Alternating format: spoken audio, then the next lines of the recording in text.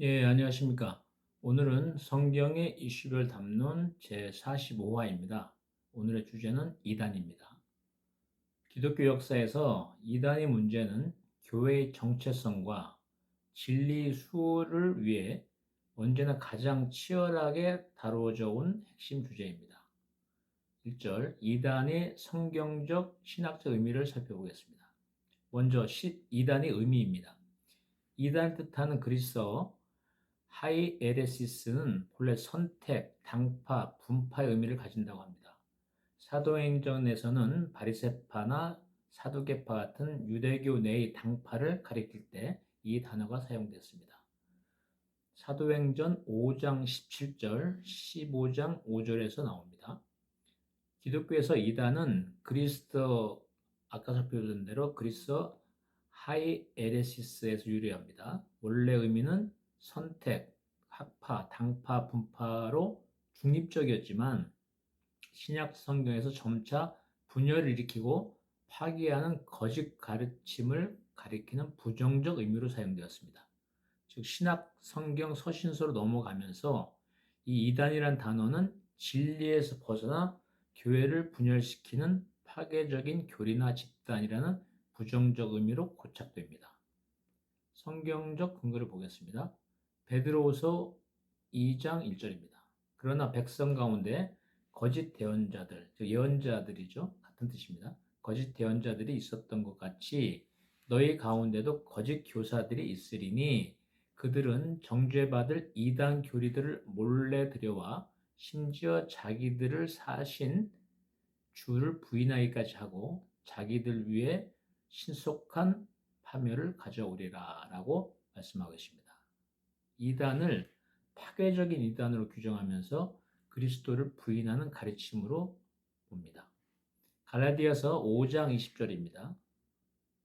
육신의 행위에 대해서 쭉 설명하면서 5장 20절에서 우상숭배, 주술, 원수 맺는 것, 분쟁, 시기, 분노하는 거죠. 당짓는 것, 진노, 분열, 폭동이단 이렇게 쭉 말씀하십니다. 육체의 일로 이단은 교회 분열을 초래하는 것으로 봅니다. 고린도전서 11장 19절입니다. 너희 가운데 명백히 드러나려면 너희 가운데 반드시 이단 파당도 있어야 하느니라. 이단이라는 파당이 명백함을 증명하는 성경 구절이 되겠습니다. 디도서 3장 10절에는 이단에 속한 사람을 한두 번 훈계한 후에 멀리하라 라고 말씀하고 계십니다. 신학적으로 정리해 보면은 기독교 신학에서 이단은 단순한 교리적 차이나 학파의 다양성을 넘어섭니다. 정통교회가 성경에 기초하여 고백하는 기독교의 본질적인 핵심 교리, 예를 들어서 삼위일체론, 그리스도론, 구원론을 왜곡하거나 부인한 사상을 뜻합니다. 이단은 기독교 신앙의 핵심 교리, 정통을 부정하거나 왜곡하는 것입니다. 특히 구원론, 그리스도의 신성, 인성, 삼위일체, 성경의 권위 등을 침해합니다. 단순한 신학적 의견 차이와 달리 본질적 진리를 훼손하고 교회를 분열시키는 것을 의미합니다. 신학자 견해를 몇 사람 보겠습니다. 먼저 알리스타 맥그레스의 견해를 보겠습니다. 이단을 기독교 신앙의 핵심 구조를 내부에서부터 왜곡하여 결국 신앙 체계 자체를 무너뜨리는 잘못된 신학적 가르침이라고 정의하며 외부의 적이 아닌 내부의 왜곡이라는 점을 강조했습니다. 윌리엄 맥도날드는 교리를 중요도에 따라 근본적, 성경 영감이라든가 삼위일체, 그리스도의 신성, 구속사역 등이 되겠죠. 근본적인 것, 중요한 것, 비본질적인 것으로 구분하고 근본 교리를 부정하는 것이 이단이라고 강조했습니다. 토마스 아퀴나스는 기독교 신앙을 고백하면서 그 교리를 왜곡하는 불신의 한 종류라고 설파했습니다. 현대 신학자들은 구원의 필수적인 교리를 고의적으로 부정하는 것이라고 입을 모았습니다. 한국 교회에서는 예를 들어서 한국 기독교 총연합회 등이죠. 한국 교회 등에서는 하나님, 예수 그리스도, 성령, 삼위일체, 성경, 교회, 구원 중 하나라도 부인, 현재 왜곡하는 경우를 이단으로 규정합니다. 이단 사이비 종교 연구가로 유명한 정동섭 교수 등은 이단을 그리스도교 신앙을 파괴하거나 거부하는 가르침으로 보고 교리적 탈선에 초점을 맞춥니다. 2절, 이단의 역사적, 현대적 유형을 좀 살펴보겠습니다. 기독교 역사 속의 이단은 크게 세 가지 패러다임으로 분류할 수 있으며 현대의 이단들 역시 이 고전적 오류를 변형하여 답습하고 있습니다. 첫째가 그리스도론적 왜곡입니다. 예수 그리스도의 신성과 인성을 부인하는 것입니다. 고대 영지주의, 우리가 이미 그 사탄 세력과의 영적 전쟁을 살펴봤죠. 고대 영지주의 및 가연설은 물질을 악하게 보아 예수님이 인간의 몸을 입고 오신 것, 성육신을 부인하고 예수님이 영으로만 존재하셨다고 주장하는 것입니다. 아리우스주의는 두 번째로 예수 그리스도의 완전한 신성을 부인하고 그를 피조물 중 가장 뛰어난 존재로 격하했습니다. 현대의 여호와의 증인, 현대에서는 여호와의 증인이 이 계보를 따르고 있습니다. 따라서 예수 그리스도의 신성은 부인하면서 피조물 중 가장 뛰어난 존재라고 하는 것은 신성을 부인하는 거죠. 인성만 인정하는 것입니다. 현대적 변형은 교주 자신을 재림 예수, 보혜사 성령 등으로 신격화하는 행태들이 여기에 속합니다. 두 번째는 구원론적 왜곡입니다. 오직 은혜, 오직 믿음을 변질시키는 것입니다. 펠라기우스주의는 인간의 전적 타락을 부인하고 스스로의 자유의지와 고결한 행위로 구원에 이를 수 있다고 주장하는 것입니다. 두 번째로 율법주의 및 행위 구원론입니다. 예수 그리스도의 십자가 대속 외에 특정한 율법 구절의 준수나 교주의 명령에 복종하는 것, 혹은 물질적 헌신이 결부되어 구원을 얻어야 된다는 주장입니다. 즉, 인간의 행위가 여기에 가미되어야 된다고 주장하는 것이 이 구원론 왜곡하는 이단입니다. 현대적 변형을 보면 한 번 구원받으면 어떠한 죄를 지어도 상관없다는 극단적 세대주의, 구원파 계열입니다. 또는 시한부 종말론에서 공포심으로 신도들의 삶을 통제하는 형태. 나중에 휴거 쪽에서 또 한번 살펴보도록 하겠습니다. 세 번째는 계시론적 왜곡입니다. 성경 외의 추가 계시를 주장하는 것입니다. 몬타누스주의가 있는데요. 고대 교회에서 성경 외에 교주의 직통 계시를 신구약 성경보다 우위에 두었던 운동입니다. 현대적 변형은 성경은 비유로 감춰져 있어 자신들이 교주만이 이를 풀 수 있다며 새로운 계시나 교주 고유의 텍스트를 정경처럼 숭배하는 형태가 되겠습니다. 이단의 유형을 다른 각도에서 한번 또 살펴보겠습니다. 이단은 주로 교리 왜곡 중심으로 분류가 됩니다. 첫째가 주요 역사적, 교리적 이단 유형을 보면은 첫째 그리스도 관련해서는 아리우스주의, 그리스도를 피조물로 보는 거죠. 네스토리우스주의, 기독교의 신성, 인성을 분리를 신인과 이성을 분리하는 것입니다. 단성론 등에 속하고요. 두 번째가 신론, 삼위일체 왜곡입니다. 사발레우스주의는 하나님이 새 위격을 하나의 역할로 보는 것입니다. 삼위일체로 보는 게 아니고요. 세 번째는 구원론 왜곡은 펠라기우스주의, 인간이 선행으로 구원받을 수 있다. 구원파는 특정 행위나 지도자 중심의 구원이 있고 한 번 믿어서 그 생명책에 오르게 되면은 어떠한 행위를 해도 죄가 되지 않는다라는 극단적인 행위 지향적인 것이 구원파가 되겠습니다. 네 번째는 성경 계시 왜곡이 되겠습니다. 성경의 추가 계시를 하는 것이 몰몬교, 통일교가 됩니다.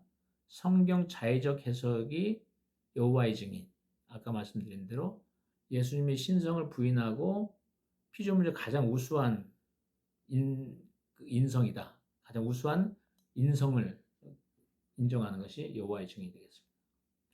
다섯 번째, 영지주의는 물질을 악으로 보고 영적 지식으로 구원을 주장하는 것이 되겠습니다. 이것은 말씀드린 대로 사탄 세력과의 영적 전쟁에서 좀 살펴봤습니다. 필요하신 분은 거길 다시 한번 보시면 되겠습니다. 두 번째는 한국 교회 중에 이단은 지금 보통 알려진 것으로는 신천지, 통일교, 구원파, 여호와의 증인 등이 있는데요. 이는 통일적인 속성이 뭐냐면 성경의 자의적 해석입니다. 자의적 해석하고 두 번째는 지도자를 우상화하고요. 세 번째는 배타적 구원관의 특징입니다. 이러한 한국 교회에서 이단의 특징을 살펴봤습니다. 3절 이단의 문제점을 한번 정리해 보겠습니다. 첫째가 신학적, 신앙적 파멸입니다. 이단은 구원의 유일한 길인 예수 그리스도의 대속의 가치를 훼손함으로써 신도들을 바른 신앙적 구원이 아닌 영적 파멸로 인도하여 영혼을 멸망으로 이끕니다. 거짓 복음으로 그리스도의 구속 사역을 무효하고 신앙의 대상을 하나님이 아닌 인간, 특히 교주죠. 교주와 그 집단으로 대치하는 우상 숭배를 낳습니다. 두 번째는 교회 공동체의 분열과 해체입니다. 이단은 대개 기성교회를 사탄의 영역 혹은 타락한 바벨론으로 매도하며 침투, 소위 산 옮기기라고 합니다. 그쪽에서는 매도하며 침투합니다. 이는 성도 간의 불신을 조장하고 교회의 본질적인 사명인 복음 전파와 사랑 실천을 마비시킵니다. 즉 당파, 분쟁을 초래하고 교회 일치를 파괴합니다. 세 번째는 가정 파괴 및 사회적 폐해입니다. 많은 이단 집단이 폐쇄적인 공동체 생활을 하거나 시한부 종말론을 신도들한테 주입하여 신도들의 학업, 직장, 가정을 포기하게 만듭니다. 가출, 이혼, 재산 갈취 등 가정을 해치하고 사회적 안정만 흔드는 반사회적 문제를 야기합니다. 네 번째는 사회적, 도덕적 문제가 발생합니다. 이단 교주 등 교회 지도자의 권위가 남용되고 재정을 착취하며 가족을 해치하고 사회적 고립을 유발하고 한국 사회에서 특히 이단 피해 사례가 많이 발생하고 있습니다. 다섯 번째는 신학적 문제를 유발합니다.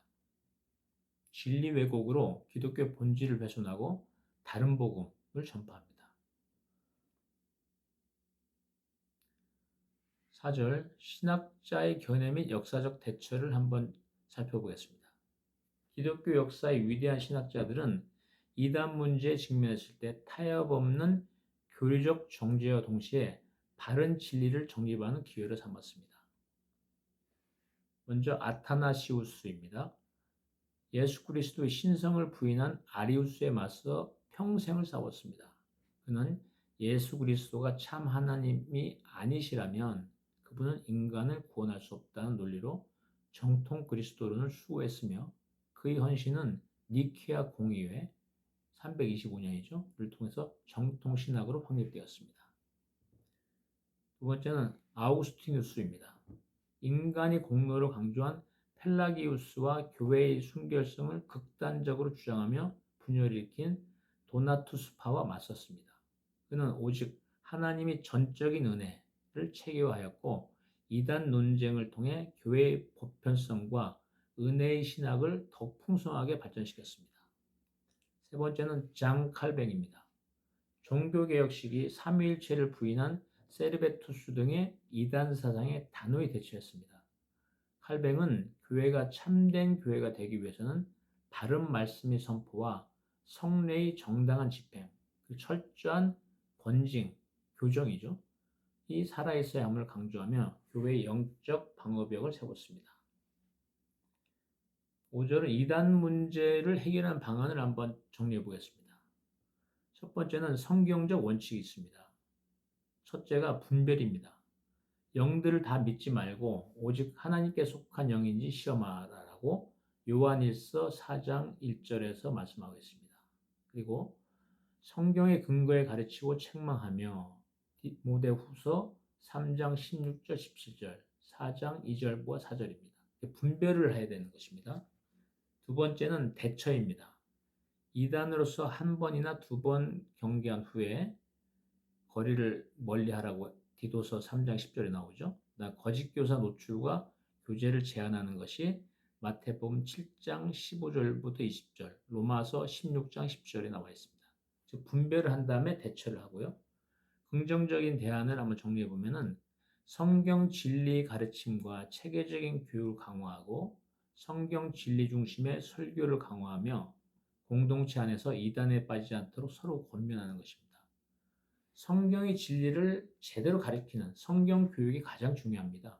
그래서 저희 그 하나님과 성도의 교회에서도 이 성경 교육을 그 절대 진리, 성경의 참된 진리의 말씀을 전도하고 그 전에 일단 교육을 먼저 하는 것이 가장 중요하기 때문에 거기에 힘쓰고 있습니다. 두 번째는 신학적, 실천적 해결 방안입니다.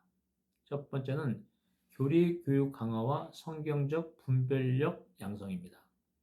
이단에 미혹되는 가장 큰 원인 중 하나는 성도들이 정통교리 뼈대를 제대로 알지 못하기 때문입니다. 교회는 웨스트민스터 신앙고백이라든가 하이델베르그 요리문답 등 역사적으로 검증된 교리 교육을 강화해야 합니다. 성경은 문맥과 구속사적 관점에서 올바르게 해석할 수 있는 안목을 길러줘야 됩니다. 그러기 위해서는 성경의 내용, 진리 말씀을 정확히 교육하는 것이 가장 중요합니다. 그래서 저희 하나님과 성도의 교회에서도 진리되는 성경 말씀을 잘 교육하면은 이 진리는 살아 움직이기 때문에 조용하게 되지만 널리 확산되는 이런 그 성령님의 힘에 의해서 진리가 살아 움직이게 됩니다. 두 번째는 건강한 교회 공동체성 회복과 목양적 돌봄이 필요합니다. 이단들은 대개 소외되거나 마음의 상처가 있는 이들에게 정서적 밀착을 통해 접근합니다. 기성교회가 차갑고 제도화될 때 성도들은 이단의 유혹에 취약해집니다. 교회 내에 진정한 사랑의 교제와 소통이 살아있고 영적, 정서적 목양이 꼼꼼히 이루어지는 건강한 공동체를 구축하는 것이 가장 강력한 예비책입니다.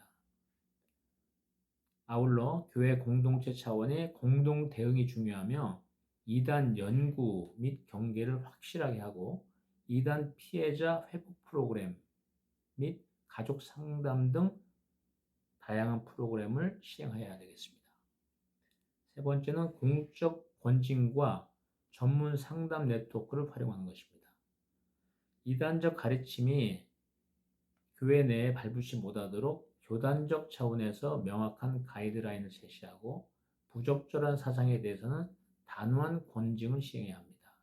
동시에 이단에 빠진 이들을 정죄하는 데 그치지 않고 전문 이단 상담소 및 신학 전문가들과 연계하여 회복 및 재교육, 이단을 반박하는 교리를 또 교육하는 것. 성경 교육을 제대로 하면은 자연히 이단 반박 교리도 저절로 교육이 됩니다.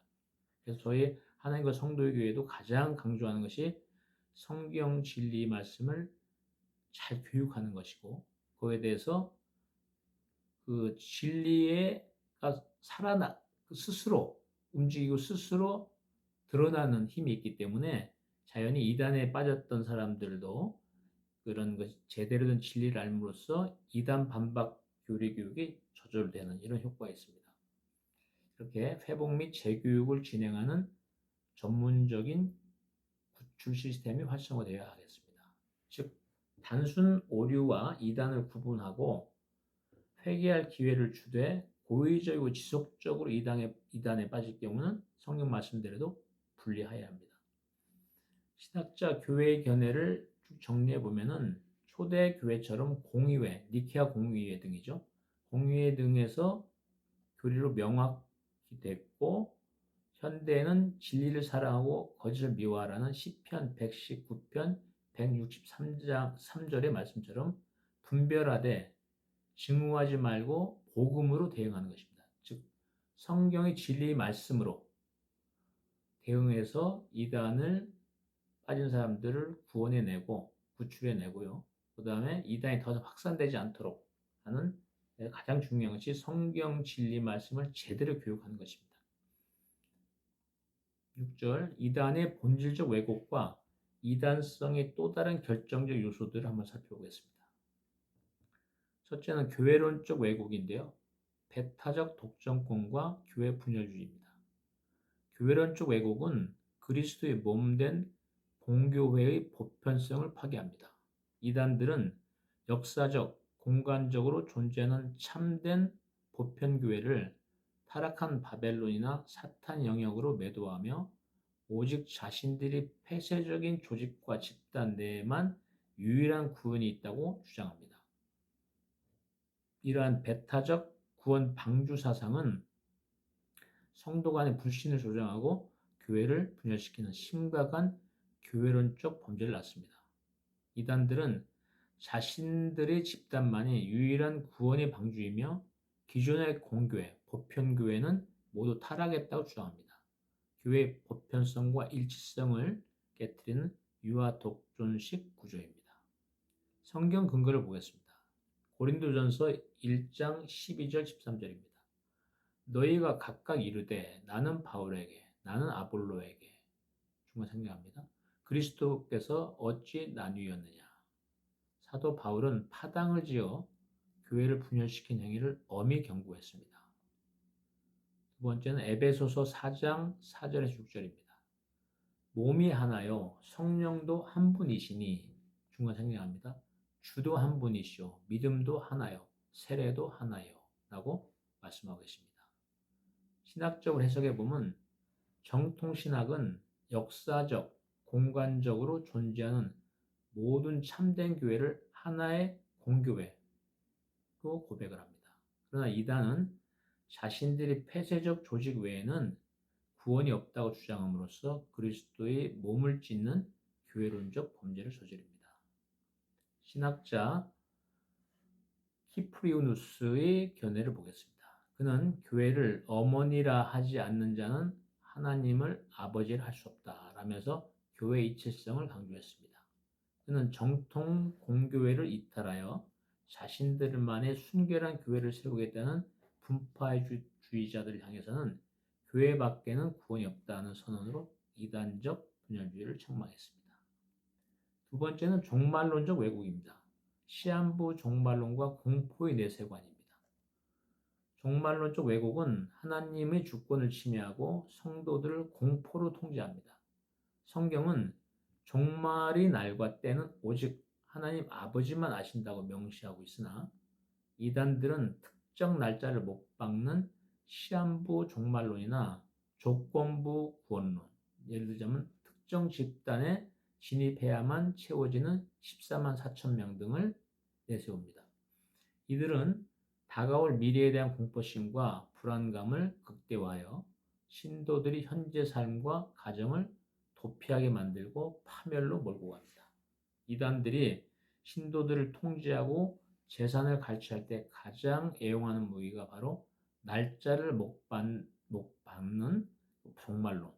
어느 날짜에 딱 죽어 일어난다. 그리고 재림이 있으시다. 이렇게 하는 것이죠.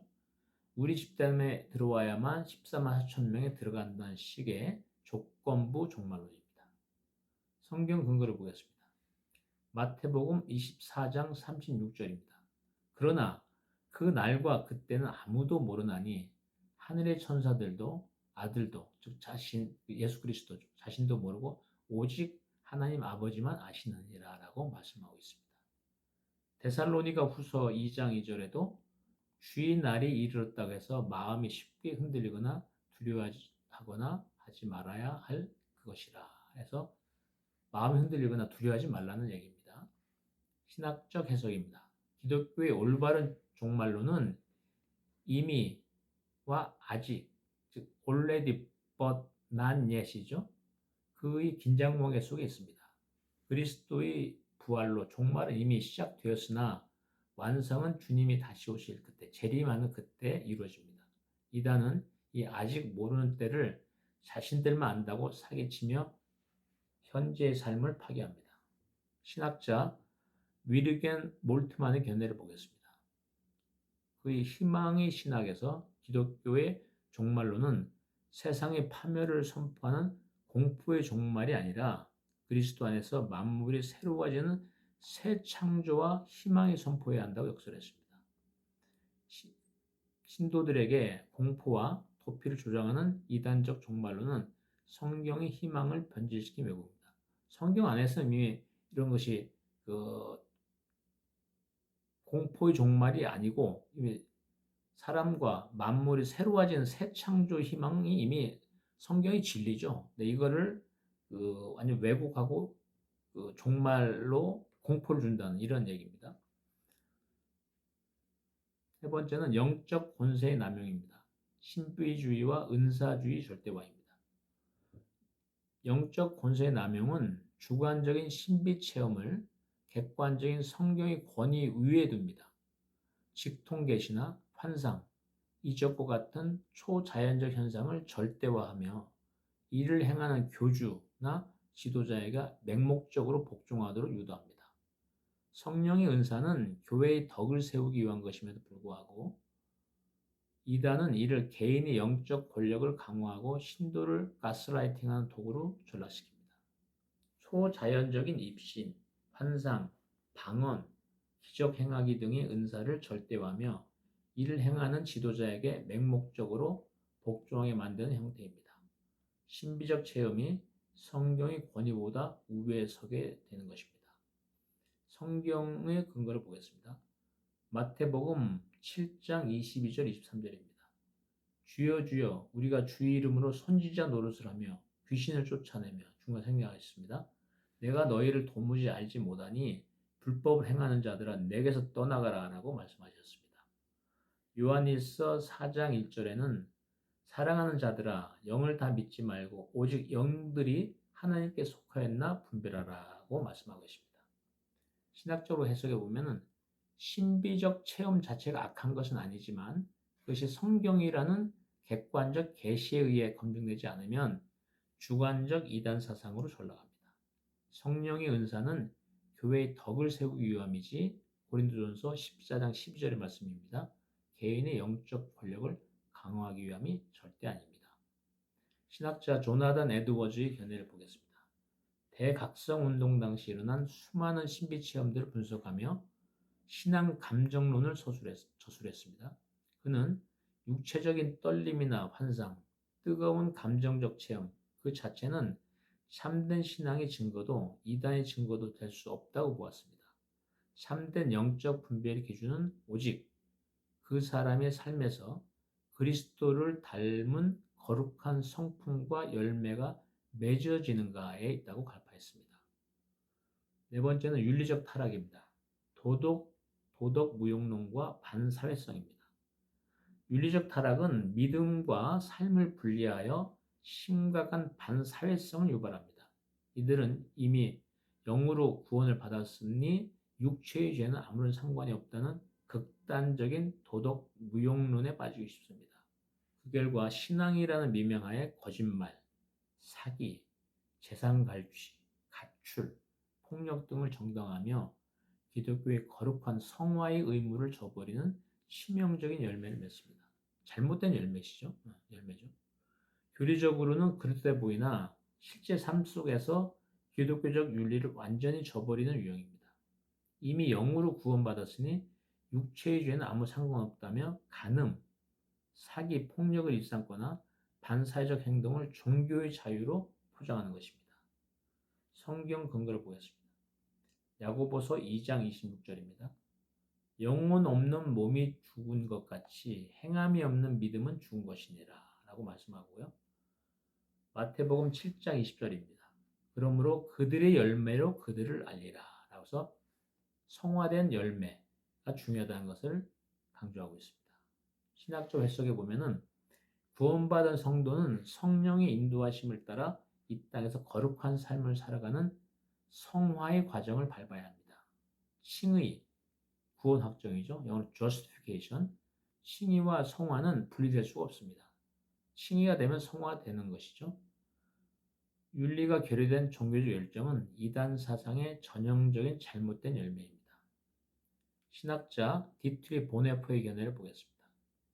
그이져서 나를 따르다 해서 회개 없는 죄 용서, 십자가 없는 제자도를 값싼 은혜라고 강력히 비판했습니다.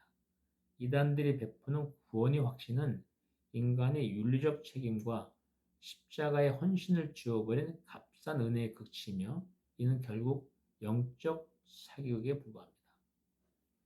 결론을 지어보겠습니다. 이단은 교회의 영원한 도전이지만 성경 중심, 그리스도 중심 신앙으로 대응하면 극복 가능합니다. 너희는 믿음에 서서 굳게 하라. 고린도전서 16장 13절의 말씀입니다. 교회는 진리를 가르치고 사랑으로 하나 되어야 합니다. 결국 신학적으로 이단을 분별하는 가장 확실한 기준은 그 가르침이 진정으로 예수 그리스도의 영광을 드러내는가, 그리고 그 집단과 따르는 이들의 삶 속에서 거룩한 성화의 열매가 맺히는가에 있습니다. 정통교회가 복음의 핵심 가치와 이러한 분별의 기준들을 명확히 숙지하고 있을 때 시대마다 형태를 바꾸어 나타나는 어떠한 변종 이단 앞에서도 흔들리지 않고 성경 진리의 교회를 수호할 수 있습니다. 다음은 성경의 이슈별 담론 제46화 휴거 전편에서 뵙겠습니다. 아멘.